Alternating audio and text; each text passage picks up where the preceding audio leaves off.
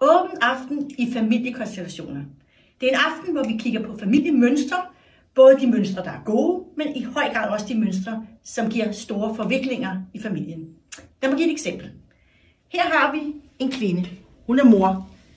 Hun er mor til en voksen datter. Denne her mor her, kvinden, hun har altid været uselvstændig. Så hun har det meget med at hive i sin datter. Du skal hjælpe mig, jeg er ensom, osv. Ja, det er datteren vant til, så det går nok.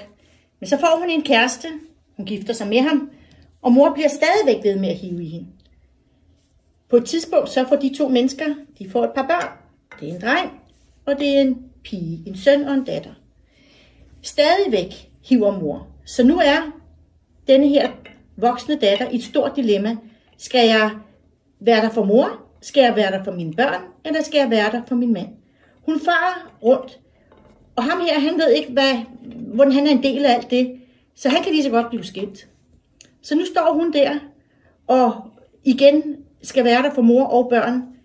Måske på et tidspunkt dør mor, og så står hun helt alene. Det er hun ikke vant til. Så uden at vide, hvad hun egentlig gør, så trækker hun sin søn op på samme niveau som hende selv, altså et voksent niveau. Det betyder, at hun kan bruge ham som en voksen sparringspartner, selvom han stadig er et barn. Og det betyder, at han kommer til at være en form for far for sin lille søster. Det giver noget frygteligt råd.